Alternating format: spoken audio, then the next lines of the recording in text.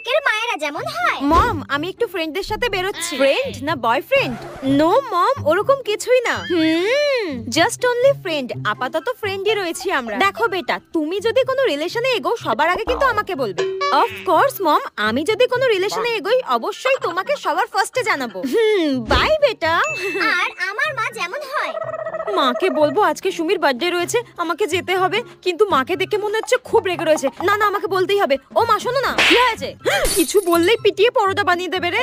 বলছি যে আজকে না সুমির বার্থডে, তো ও বলছিল কি যে আজকে একটা ছোটখাটো পার্টি দেবে। তো মা, যাবো? কোথাও যাওয়া হবে না তোর, চুপচাপ ঘরে গিয়ে পড়তে বস। আরে আমি 10টার মধ্যেই চলে আসবো। আমার তো বাকি বন্ধুরা ওদের বাড়িতেই আজকে নাইটে থাকবে। সবাই যা করছে তোকে তাই করতে হবে। সবাই যদি রাত্রে ওদের বাড়িতে আগুন লাগিয়ে দেয়, তুইও তাই করবি? এই তো পাশের বাড়ির সুনিতা, ও তো পরীক্ষায় ফার্স্ট হয়েছে। তুই কি করেছিস? যে যা করছে তাই করতে হবে। করতে বস চুপ করে। আমি কোথাও যাবো না, ঘরে পড়ে পড়ে মরে যাবো, তাও কোথাও যাবো না। হয়েছে শান্তি?